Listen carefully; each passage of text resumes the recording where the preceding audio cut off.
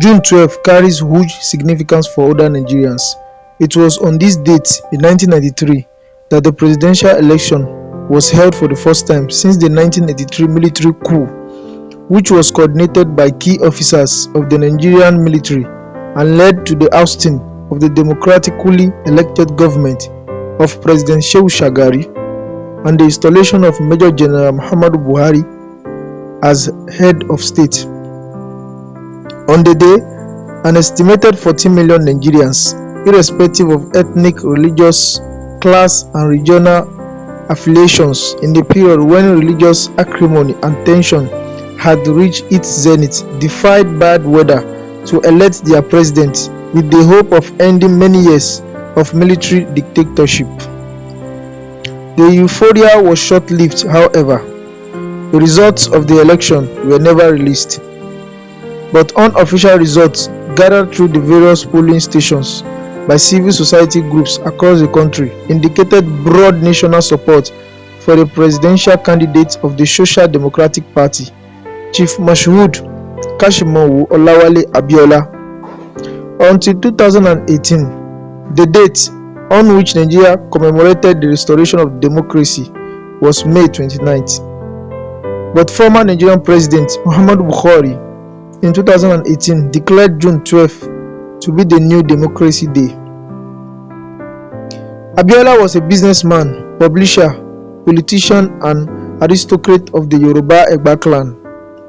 He made his fortune through various enterprises, including communication, oil, and gas. Despite his popularity and the turnout, the election stalled. The then military head of state, General Ibrahim Babangida, decided to annul the results of the election. He justified the annulment on the grounds that it was necessary to save the nation.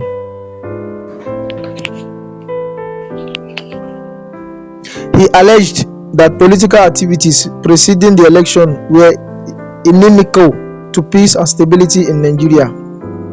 The June 12th election and subsequent annulment marked the beginning of a decade-long struggle to see the election results restored and democracy rehabilitated. Here are some people who betrayed Abiola and abandoned the struggle even while he was alive. Others even disowned, condemned, and denied him in his hours of need. They are the Judases of June 12th. Ibrahim Babangida, the evil genius, was the head of the military government from 1985 to 1993. History will remember him as the prime architect of the June 12th debacle. He came up with the two parties, Social Democratic Party (SDP) and the National Republic Convention (NRC). One a little to the left and the other a little to the right. On these platforms, M.K.O, Abiola, and Bashiru Tofa respectively contested. The gap-toothed dictator annulled the June 12 election on June 21, 1993, when it was clear that the winner was the late M.K.O Abiola, and ordered a fresh election. Abiola refused to go to the polls again, often called Maradona after the rotten diminutive football genius from Argentina for his political deafness. Babangida would later faint and dribble the nation into a political cul-de-sac.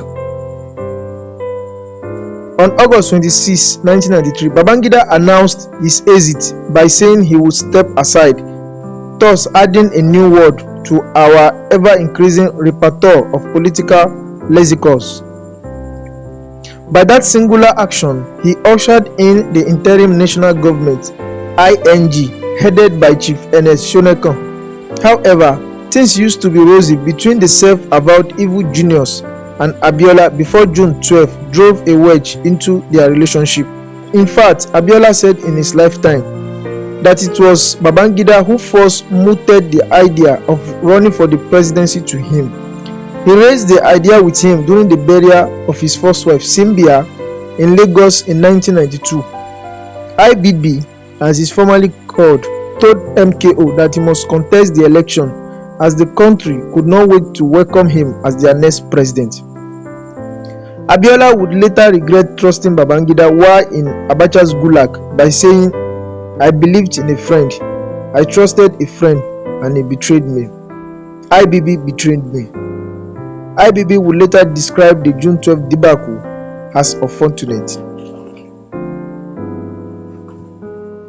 Ernest Shonekan, a British-trained Nigerian lawyer and an Egbaman like Abiola, in a move ostensibly made to placate the aggrieved Southwestern Bloc, IBB imposed Shonekan as head of the illegitimate contraption called Interim National Government.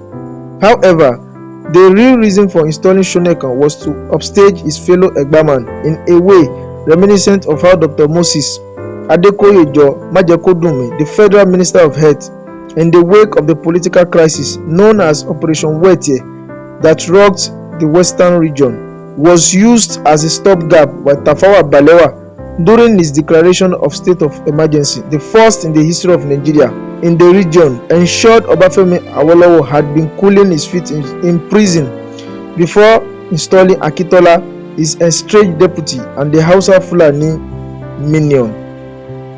Recounting the events that preceded the imposition of Shonekan as head of Interim National Government, coincidentally, Abiola and Ladoke Akintola were holders of the traditional title of Are Ona Kakanfo of Yoruba land while alive.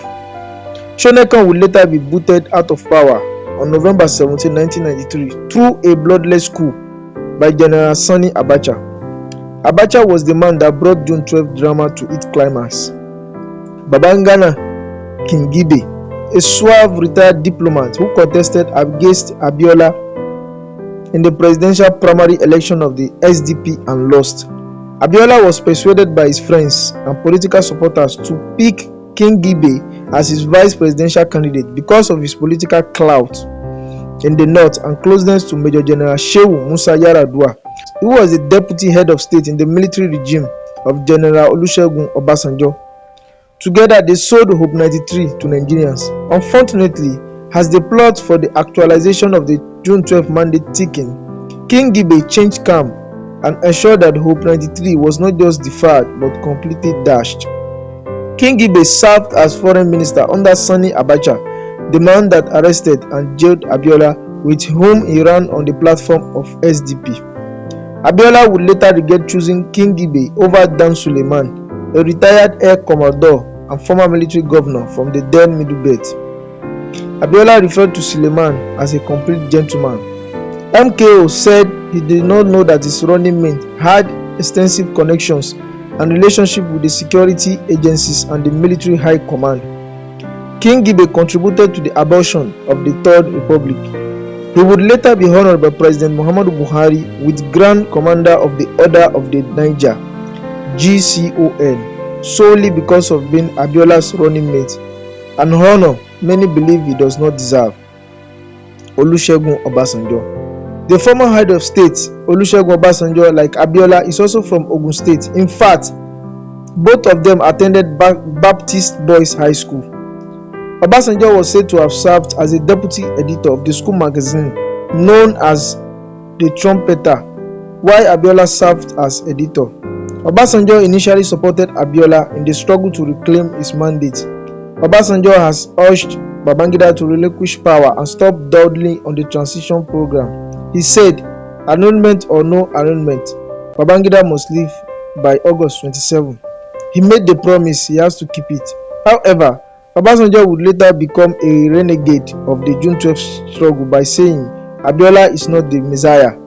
Obasanjo would later become the chief beneficiary of the democracy Abiola paid the supreme price for when he was sworn in on May 29, 1999 as the president of Nigeria.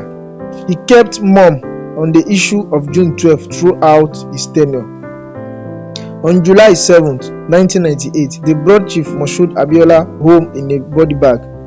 That was not what we expected, but that was what we got.